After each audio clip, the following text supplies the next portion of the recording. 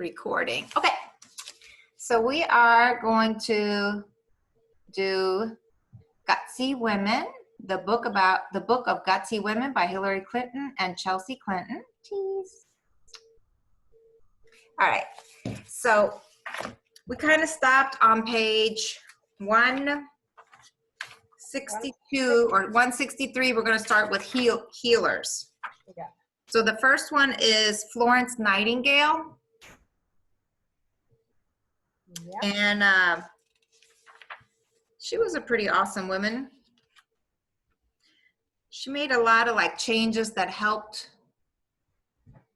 Sanitation, especially when she went to that military area, military hospitals, and oh my gosh, you know, it's not clean, and they didn't like her because she was making them clean up and all that, and that saved a lot of lives, you know. And she reduced mortality at hospitals because of her cleanliness, and she had the data to prove that what she was doing was very helpful to the soldiers. She took the rate of you getting hurt in a hospital was 40%. I'm going to pause it for a minute. All right, so she just did a lot of things. She took the mortality rate from 40% to 2%. That was just from hand washing, good ventilation, good food, clean sheet, bandages in hospitals, all part of the standard of care, and an effort to reduce the mortality rate of the British-based hospital at Sukhtari from 40% to 2%. I mean, that's incredible, don't you think? And it's just more or less basic things, you know, that people today consider basic things, but, you know, they did not. The military hospital were all guys, and they didn't care if they had clean sheets or whatever, you know. So we got a lot of pages to cover, so I just wanted to say that about her, but I want to talk about Clara Barton next, and I just want to say one quote. "I may sometimes be willing to teach for nothing," she said, "but if paid at all, I shall never do a man's work for less than a man's pay." I was like, you're all right. That's all right. Because she didn't mind. Independent and focused. Yeah, she didn't mind because she believed in teaching and what it did for people to do something for free, but don't belittle her, then offer her position and pay her less than a man would get in the same position. And that was what she was really saying here. Yeah. So she was awesome, and we can talk about her too. But then we're going to go to the next session. It's Elizabeth Blackwell, Rebecca Lee Crumpler, and Mary Edward Walker. Well-qualified women physicians. Yeah, so I don't know which one did what, but they're kind of women that, you know, it's hard for women doctors to, number one, go to the medical school to be accepted. Number two, then get a position somewhere and be respected. And what ended up happening was great, though, because they ended up opening up a lot of homes where they took care of children and women and pregnant people. And they did great things there, which people really weren't doing, you know? Yeah. So I feel like even though what maybe their desire for what they really wanted to do they couldn't do it, where they were placed, though, was a great place for them to begin. And I like Mary Edwards Walker. She insisted to wear clothes that were comfortable, you know, pants instead of these long dresses with petticoat and whatever else. Yeah, so one opened a small women's health clinic in New York that grew into the New York's Infirmary for Women and Children. And then, I mean, they all did something. One of them was taking care of patients in a certain state, had to move back to another state because other doctors, the pharmacy wouldn't honor a woman doctor's prescription. That's just ridiculous. Yeah. When you think about that, I'm like, how does that happen? But I mean, their struggle was serious, and that just shows how serious it was. But she was like, I can't be in this state. I can't even have my patients fill a prescription. I am being forced to practice somewhere else. And remember, she said that was the one that were the pants, you know. When she got married, she struck the word to obey from the marriage vows, and she kept her own name, which was unheard of in that time, you know. Like even today, they say when a young couple marries, may I introduce Mr. and Mrs. Charles Schmidt. They don't even mention her first name or her family name or whatever. She is now Mrs. Charles Schmidt or whatever, you know. Yeah, I'm like still that. always going to be Uta. Then we're going to talk about Betty Ford, and She she was actually did a amazing lot too. of stuff. Like she brought a lot of awareness to addiction. You know, she made addiction seem, she made people realize everyday people have addictions and problems, not just homeless people out on the street. Everybody suffers from something. And because she came from a well-off place and her husband was president, people actually listened to her. And I think it was really interesting because she really cared about a lot of things. I didn't even know this about that lady. Did you? Yeah, she I was. didn't know. I didn't know about any. I didn't know about anything about Betty Ford except for that there was a Betty Ford clinic.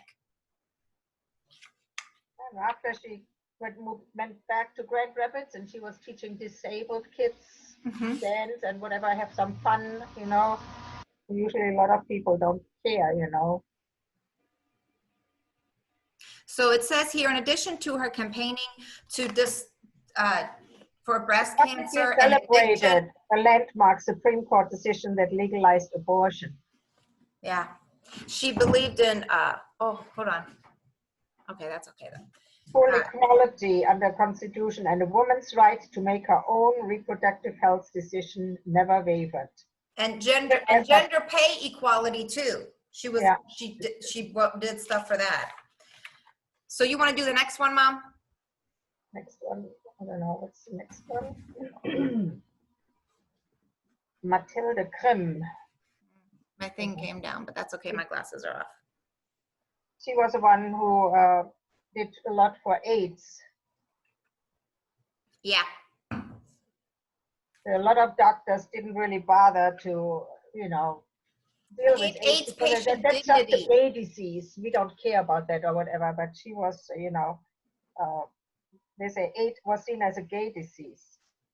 Yeah, she made it her personal mission to provide compassion, good medical care and hope to people that were suffering from AIDS, because until it became a more widespread, well, it was also kind of always had a stigma because it was associated with crack, people that were addicts, and then it was associated with a lot of gay people. And then, but she also made people aware that this stuff is caused by transfusions and other things too. And because of her, that was eliminated because she brought awareness to it. Yeah, no, the transfusion blood is better checked now. Before it was not checked always. So then Dr. Volchi, I don't think I'm saying that right, Mom. It's a Gao Yauchi, something like this. She's also an AIDS, working for the AIDS disease and AIDS tests, and that was in China, where that one village, that woman got AIDS, but she has never had. She couldn't figure out why, and she discovered it was from that transfusion. Yeah. And she was, they didn't like to hear that in China, you know. She was put in some kind of camp. Yeah, she had a lot of problems till they finally woke up to it and realized it. They know that she's right, because too many people got sick from these bad transfusions, you know. Yeah, she had to go to jail for that. And then there was Dr. Harbava Abdi. Am I saying that right? I don't think I'm saying any of these names. Harbava Abdi. Yeah. A gynecologist in Somalia. And she kind of was rich, pretty much. She was from a well-off family. She was a doctor. They had a big place, and so she kind of built a hospital there. And you know, during these civil wars, they threatened her. They occupied her hospital and whatever. And people, finally, these terrorists gave up, and people came, and still today they called it Hope Village. Yeah, still people, you know, that had to run away from wherever, they came to the Hope Village there, and her daughters are continuing. Yeah, I thought that was cool. And then we're going to talk about Flossie Wong Stahl.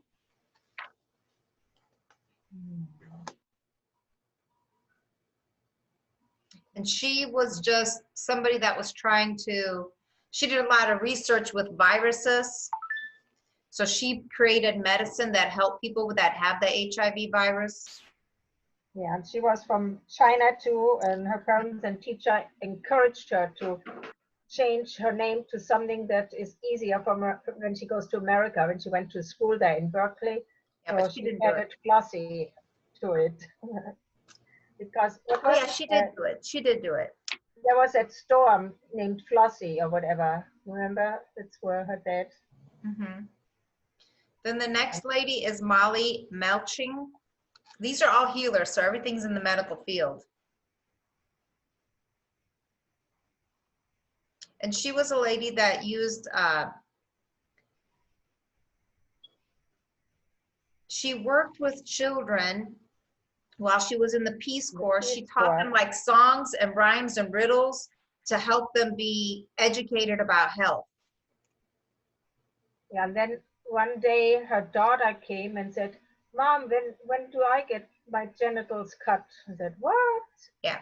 So she kind of became more aware of this horrible tradition, and so they made it a law that the women in Senegal began speaking up about the pain and the terrible health and all this, and so it's officially an, illegal now. She even got the support from the imams, which is very important in the religious, Muslim And community. she also helped with child arranged marriages and forced marriages, trying Yeah. to eliminate them. And then there's Dr. Maya Hana Atisha.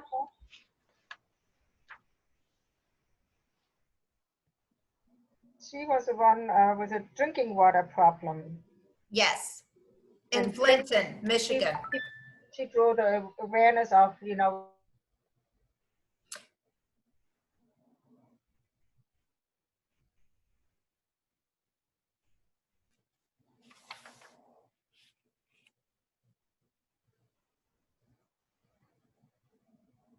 but it took several more months before they finally, But it's did still something. not fixed, because in order to fix it, once you run that lead water through there, you have to change the pipes, because the pipes retain that lead, and then people are still poisoned by it, which is what's going on there still. And then there's this, it says vaccinators.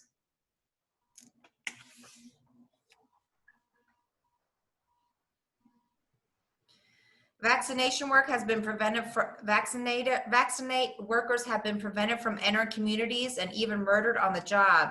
9 polio vaccinated workers, all women, were executed in Nigeria in 2013. About more than 100 were killed between 2013 and 2017 around in the world. There is a mother and daughter polio vaccination team that was killed in Pakistan. Yeah, many people don't do it because they're concerned that it can cause autism, even though multiple studies have shown that vaccines are safe and don't cause autism. Rather, as one of my favorite saying goes, vaccines cause adults. So that's what happens when you get vaccinated. You can grow up to be an adult. People have this false sense of herd immunity, which is what the president will think happened with this coronavirus too, which I'm sure is not true. But that herd immunity idea takes a long, long time to actually be in place.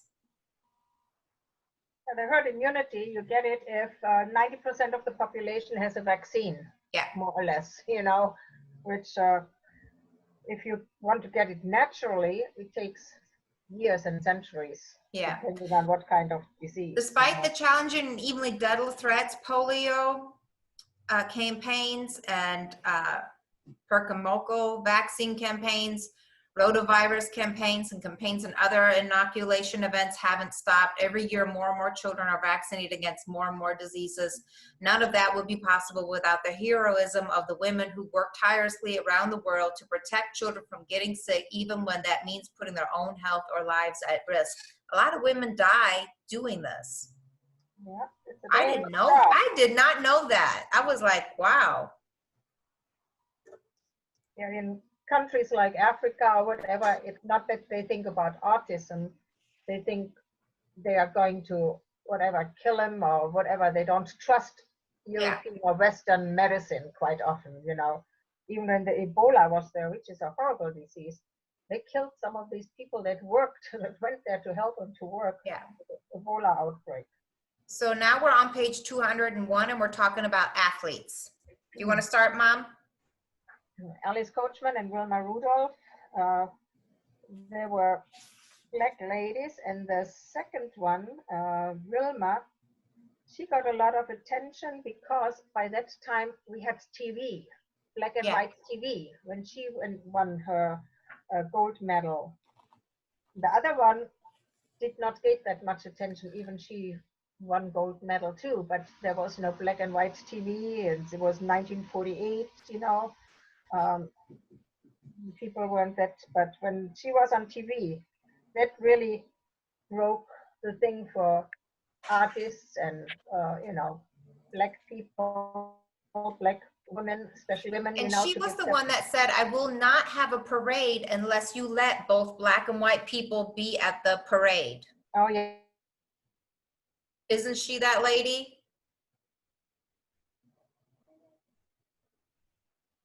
Uh-oh, everybody frozen. I love Zoom.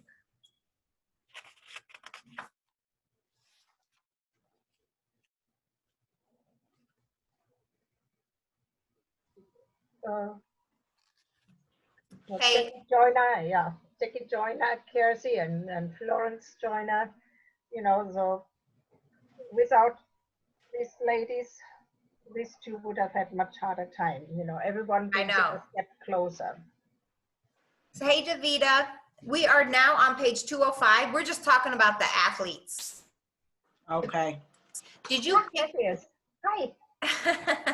Did you pick an athlete did you pick anybody that you wanted to talk about, a section? I didn't pick an athlete. That's okay. I was reading Venus and Serena, but I pretty much done heard their story 1,000 times. All right, then we'll just run. It's always inspiration, though. Yeah, it is. It really is. We're gonna just run through these because they're all awesome. I think we should mention them all. So the next one is the Tonko Tabi. She is the Japanese person that created like a Japanese woman climbing league because the men wouldn't let her join their climbing league. You said page 205, Uta? Yeah. Yeah. And they would not let her. Ain't right with that. How you pronounce the name? I'm just saying what I think it is. It's Tonko, Junko, I don't know. Junko Tabe, Junko Tabe, something like that. Yeah. I wish I was Japanese. I hate butchering their names. I feel so bad about it, but I just know I can't get them right, so I just be like, it's something like this. Yeah. So she never thought of giving up. The men wouldn't let her join their club, so she had her own club. And then they were collecting money. She was working and put their money together. And then they had a hard time getting a license to go up the mountain also, remember? Yeah. There was a lot of complications, like they just did not want these women to join these sports. No. Finally, in 1972, she got the license. To the permit. She was headed there. Yep.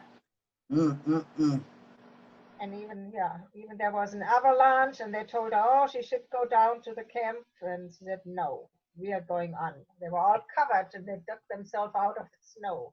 Yep. And then the next one is Billie Jean King on 209. Her story is pretty cool too, because she's the one that did that. Didn't she do the Battle of the Sexes? Yes. And the Battle of the Sexes. And she won. She played that guy player and she won. Yep. It was 6-4, 6-3, 6-3. So that was awesome. And Billie Jean didn't win this one just for herself. She won it for all of us. It may have been a symbolic match, but it had very real effort on how people saw themselves and women in particular. And she kind of did that because she wanted equal pay for women in sports because they get paid so little even to this day as compared to a man, as compared to how many jerseys. Like, it don't matter what they do, they just can't get the same pay, even if they do more than what other people are doing that are getting paid more just because they're a man. Look at our Yeah. women's soccer team. They Yes. win several times the world championship, where the U.S. soccer team doesn't, the men, but they make about a third of what the men make. Yep. Yeah, so that was the beginning of that little fight. And then the next one is Diana Nyad. Right? Oh yeah, she's crazy. Nyad. She's some years old when she's from from Cuba to Key West. Can you imagine? That's a long swim. And she was Yeah, in her 60s, wasn't she? Yes, yeah, 64 years old. a long swim. You can do it, Mom 2 G. years younger than me. Oh my God. Stop it, Davida. Trying to keep this one. Oh, Yeah, so I was like, wow, like she never really gave up. She did no, do some she was amazing things determined. all the way to way beyond when athletes are really trying to still do some stuff that's challenging. I mean, that's a challenge, I think. And then she was sexually abused. It says she was sexually abused as a teenager, and Yeah. she still got around to pursuing her dreams. Awesome. Most people would have let that cripple them. Yeah. And then, you know. So I yeah. know. Then there's that Abby Wambach. Yeah, she was a soccer player. She's the one that didn't go to the White House, right? Yeah, I think so. Yeah, she didn't want to go.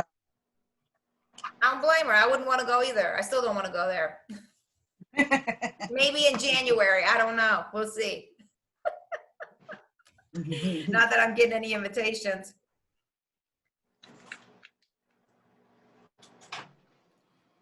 But the next one is Michelle Kwan. Now, I remember her. Do you remember Michelle Kwan? Yeah. I done heard her name before, but back in the day, but I never really touched on her story until this book, though. I didn't know there was two sisters that skated. I never knew her sister skated. No, Was, I think a little older, but she was good, but not as good. So, and they moved and did everything. They gave up the job just to go somewhere where she can practice. They were not rich. No, they weren't. Her first gold thing she won with some second hand. They had to cross out somebody else's name, put her name on it, because everything she had was thrift, you know, like at a bargain. I'm like, oh, that's such a good story. Yeah. Yeah, and then there's Venus and Serena Williams, and they're just inspiring too. Yes. Yeah, I know them. And I feel like it's so sad that every time a woman is super successful, there always has to be like some kind of stigma to them. Like they have to create something like she's too manly, or she's too this, or she's too that, or I always feel like that's crazy. Like we don't do that to men. When a man's successful at something, we don't ever look at him and you know what I mean? Like I'm like, that is so crazy, but they have that same problem. They're both professionals. I think it's awesome. I think she was like in the running for 12 years, wasn't she? Number one for 12 years between her and her sister. Long time, yeah. That's incredible all in itself. And then they were kind of trendsetters for fashion. You know, they created better fashion for tennis, even though like they were, you know, there were some people that had a problem with it too. I think one of her matches, she had to change to a dress. They wouldn't let her do it in just, like she had this leotard thing on. Yeah. The French Federation, what was it? She needed those outfits because she was prone to blood clots.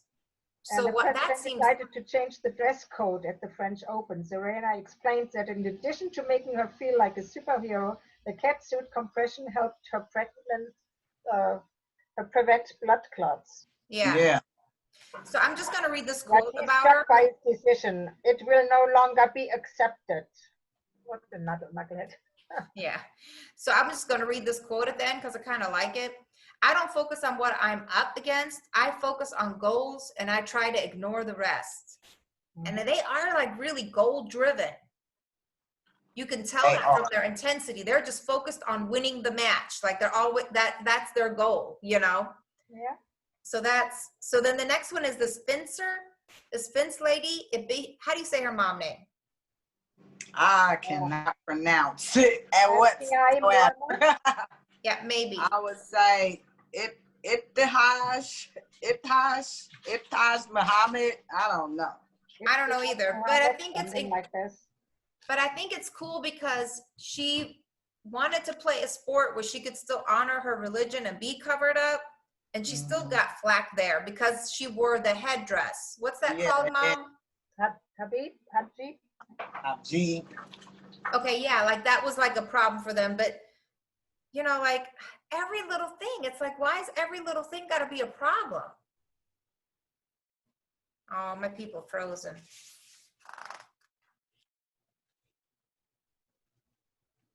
Frozen. So this is the quote I like from her.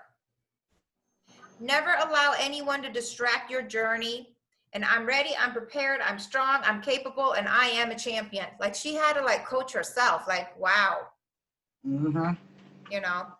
And finally, there is a Barbie doll with a hijab like her. You know? Yeah, that's right. So then the next one is Tatiana Faden. What is it? Tatiana McFadden. Yeah. She was in a Russian nursing orphanage. Yep. She don't have no legs or nothing. No, but she still competed. I thought that was so cool. Yeah. And she was great at it. She did a couple different things.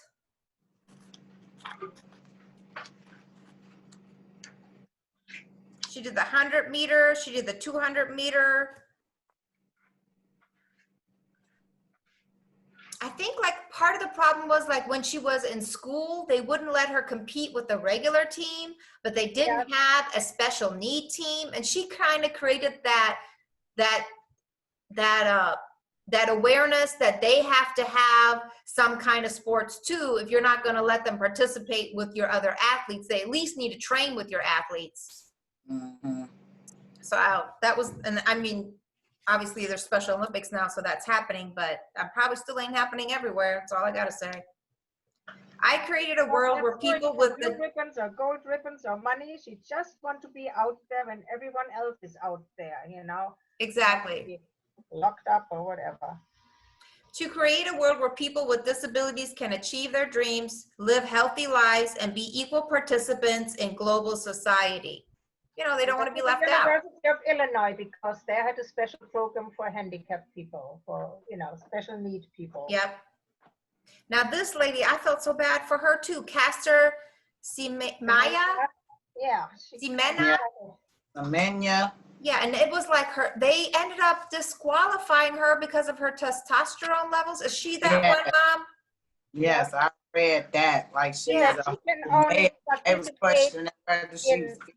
Yeah. Okay, so can we test men, and the men that have low testosterone, we're just gonna disqualify them because they ain't man enough? They gotta go play with the women? It just seems so weird to me. We don't test men like this to see if they're legit. Why would we test a woman like that? That doesn't make no sense.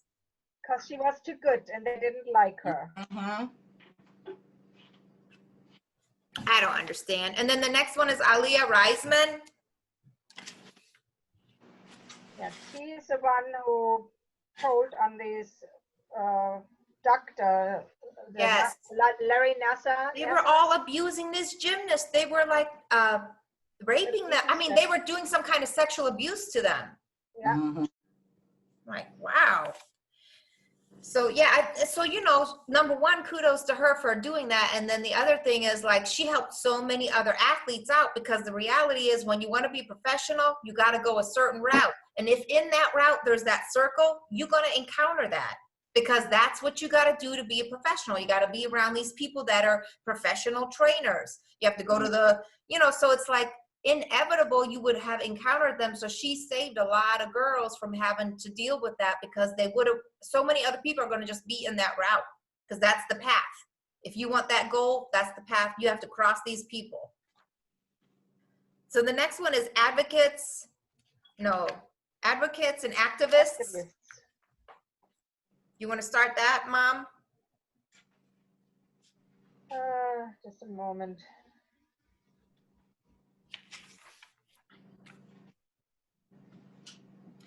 have this quote that I kind of wanted to read.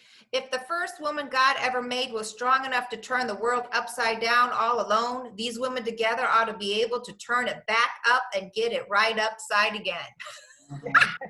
Like, yes. That was on 245. Okay. So this, so who was it that was with the big six? That was Dorothy Heights, right? Yeah, Dorothy Heights. Yes. Dr. Martin Luther King, John Lewis, Mr. Mhm. Heights. Yeah. So she's just another one of those women that were behind a lot of the other people that got attention, but because she was a woman, she was never up on the podium, but she helped like generate all those movements. She helped with all those programs. She was inspiring to everyone and probably did many, many works that other people didn't do.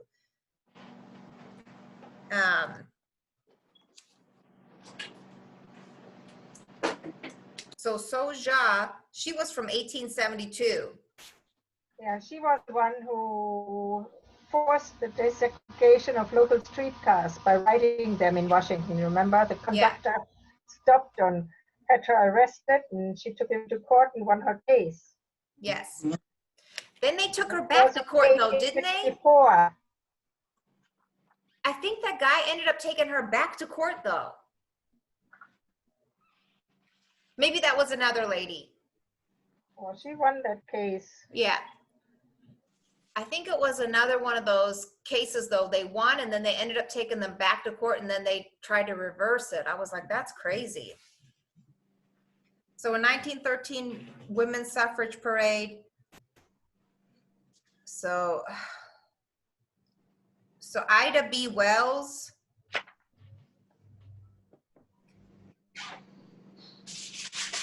She was a member of the Sigma Phi sorority, Delta Sigma Phi sorority. Of Chicago.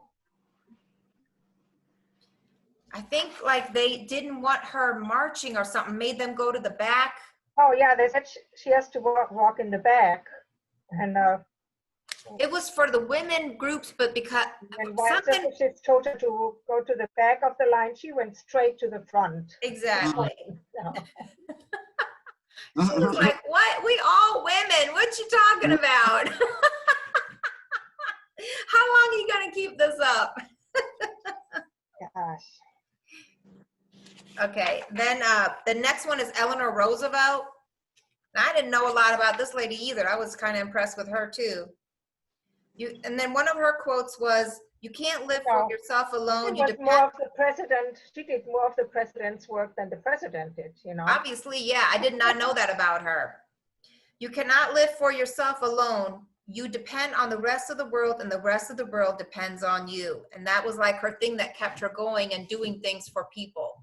I was like, all right, you go, girl.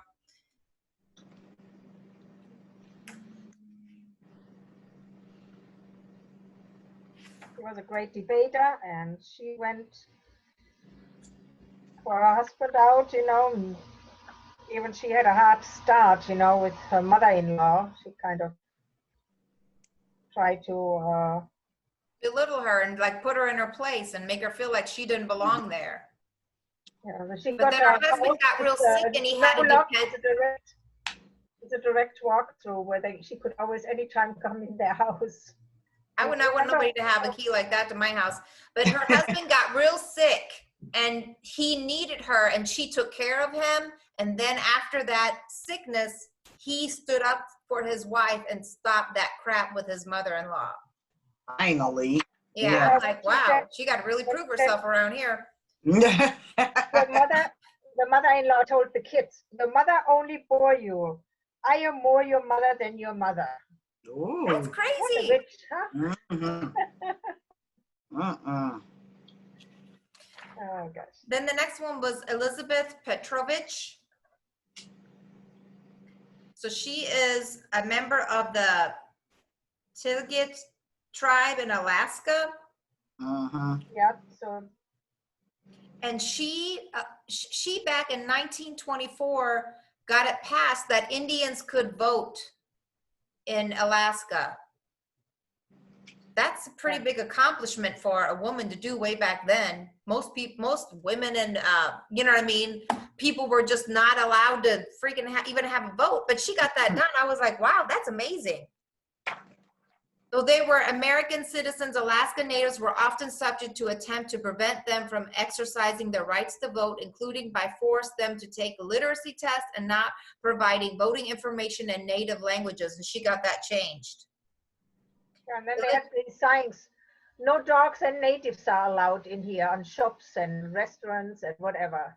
Dogs and natives, that was the same level for them. That's crazy. Elizabeth then in her early 30s hit the road, traveling by plane and dog team to promote villages to explain why the anti-discrimination bill was necessary to implore Alaska Natives to vote and even run for office. So she was doing that on a dog sled. I was like, okay.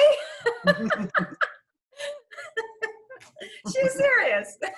A dog sled. Mm-hmm. The bill passed nearly 20 years before the Civil Rights Act of 1964.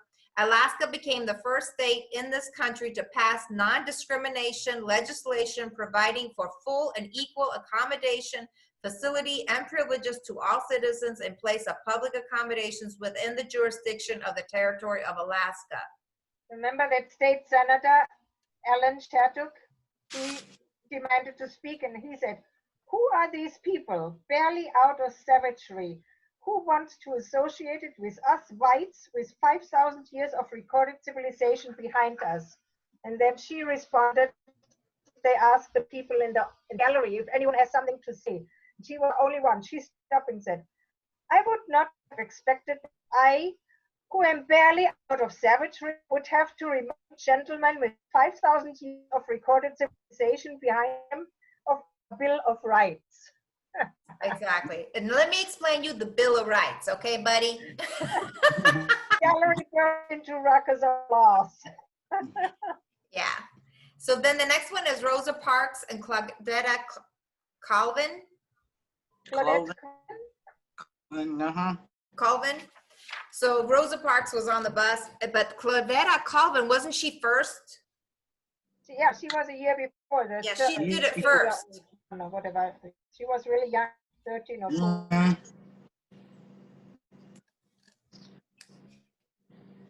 And they took her to jail because she wouldn't get up with some white woman or whatever. And then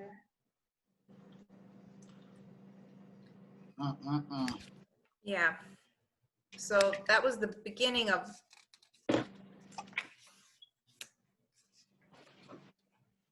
15 years old she was. 2nd March Yeah. of 1955. She's They still were a on the bus and the driver told her that she has to move. And she was technically within her we paid legal her rights. fare and intended to stay where she was. We had been studying the Constitution in Miss Nesbitt's class. Yeah. Explained later, I knew I had rights. Yeah, and she was technically in the right. And I think she was the person that took that to court and won too.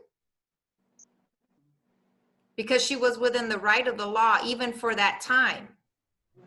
Yeah, they brought her to the adult jail, left her there for hours.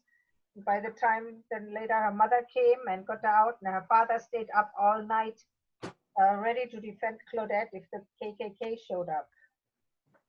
That's crazy. Mm-hmm. And then the next one was Coretta Scott King. Now, I learned so many things about her too. I didn't know that she was musically inclined like that she was going to be a musician or a singer when she was in college. I didn't know that. Me either. Yeah, I didn't know. I knew she was involved. She did a lot of things with her husband, but I didn't really know like how involved she was beyond that also. So that was so interesting. She said on their first date, she said he was too short and he didn't look that impressive. I felt he was a man. And after the date, she said, at the end of the date, I felt he was a man of substance. not like I had envisioned. In fact, the longer we talked, the taller he grew in stature and the more tears became in my eyes. But didn't he kind of tell her right then and there that he was going to marry her? And she said, I don't know about all that. We'll just wait and see. She made him date her for like a year before they got married, I think. But he was telling her like right then and there, like, oh, let me just marry you. And she's like, no, let's see where this goes. We don't have to see about that. Mm-hmm. And she's So, all the one who took out of the wedding thing, but not to obey. You know, on their wedding day, they promised to love, honor, and cherish each other, but not to obey. Uh-huh. yeah.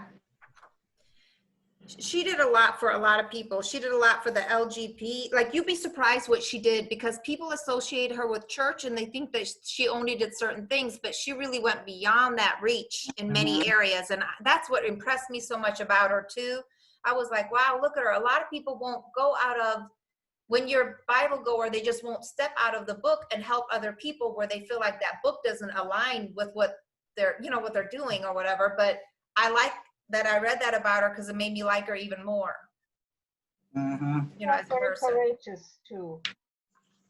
What, in 1985, she and her 3 children were arrested when they were protesting at the front of the South African embassy in Washington. And also then later on in 1990 when they were protesting for LGBTQ equality. Yeah. And then Senator Warren is in this too at the end here with her. Oh yeah, she wrote that letter that she was totally in opposition to the nomination of Jeff Sessions as a federal judge in Alabama. Mr. Sessions has used the awesome power of his office in a shabby attempt to intimidate and frighten elderly Black voters, she wrote. And Elizabeth Warren, she was trying to read this when they made him, what was it? They made her be quiet and sit down. They wouldn't let her read it. Yeah, McConnell would not allow that she read that letter from Coretta. Yeah, that's heartbreaking. Like that you would even try to hush somebody when they just want to speak the truth. Right. Right? What are you worried about if it's not the truth? And then there's Dolores Huerta. Dolores Huerta. Yeah. She was a labor leader, organizer, feminist, activist for women's rights, civil rights, environmental justice, and in 1965 became of the grape boycott started by Filipino workers in California that spread across the United States. So she did a lot for women concerning unions. Was that how you could summarize it?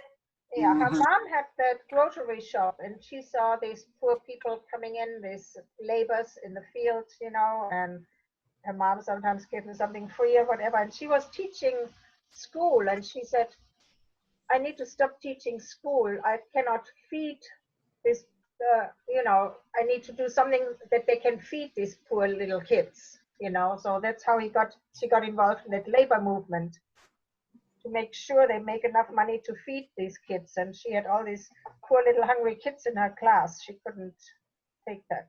I cannot tolerate seeing kids come to class hungry and needing shoes, she said. I thought I could do more by organizing farm workers than by trying to teach their hungry children. Yeah. Yeah. I couldn't see that. I see it now. I didn't find it. Yeah, it's okay. I was just finding the quote for you. And she came up with that slogan, "Yes, we can," that Barack Obama used. Yeah. And I think he recognized her for that. Mm-hmm. Mm-hmm.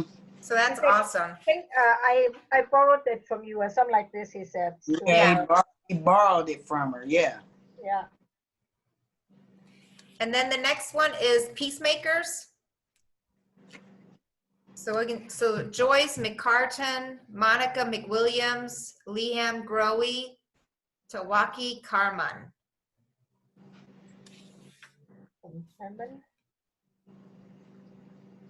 Yeah, we need more women in politics. They make peace, they talk and work things out, you know, like these first two, they were in Ireland, and one was, you know, then they had that woman group where the Protestant and the Catholic women talked to each other and found out, you know, we're losing our sons and our husband in that stupid war.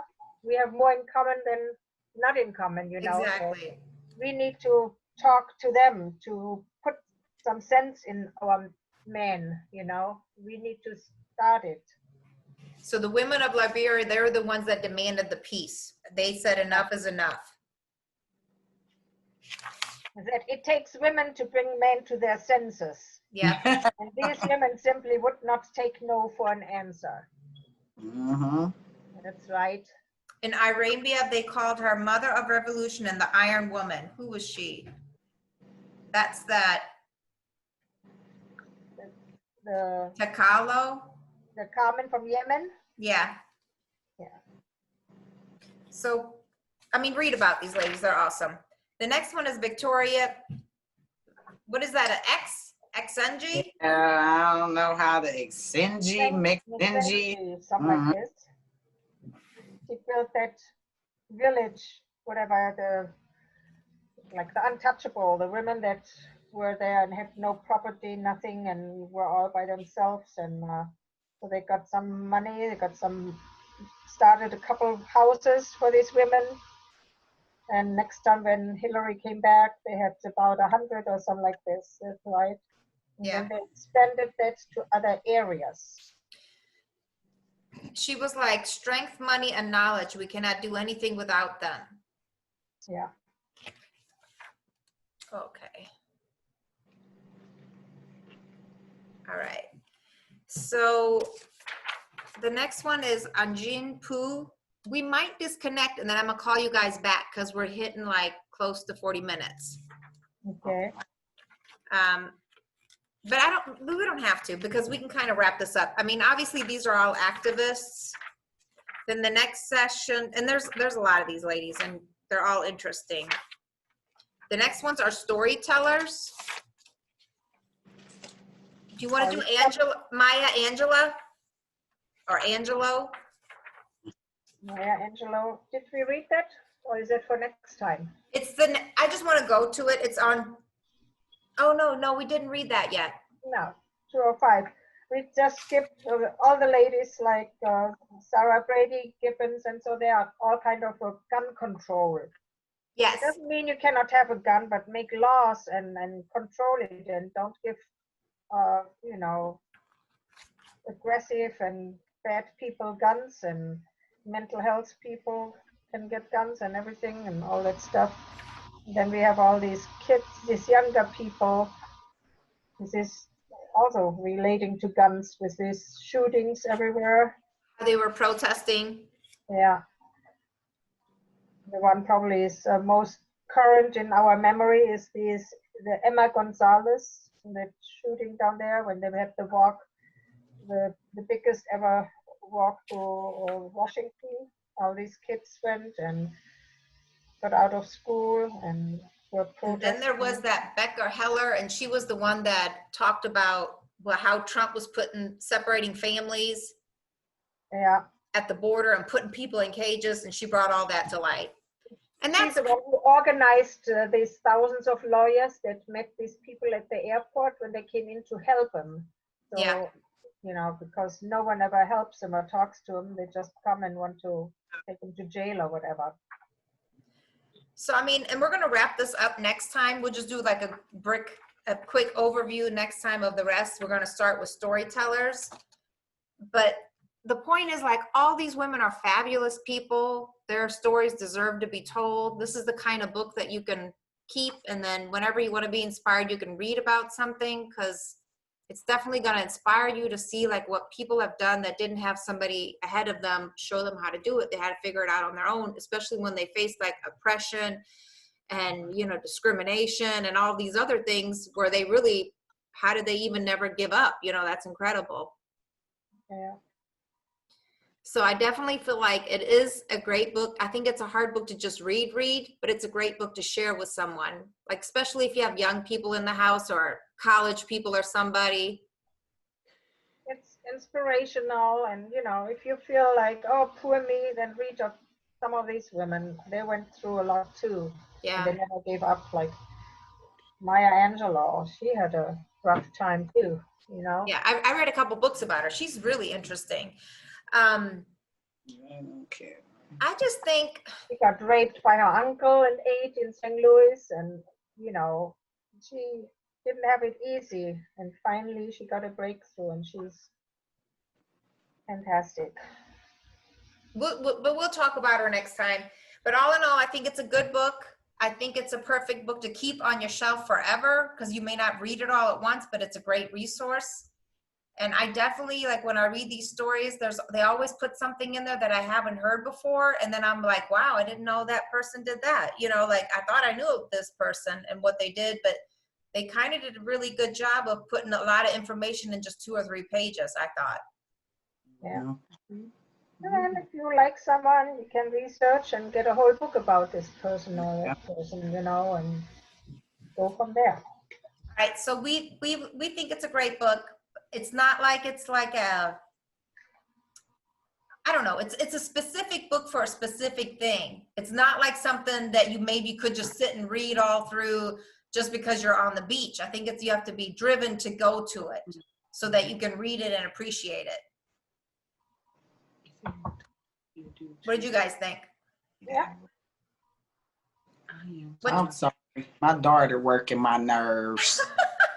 I'm over here arguing with her, trying to listen to y'all. To read the book. Go send her to the room with the book.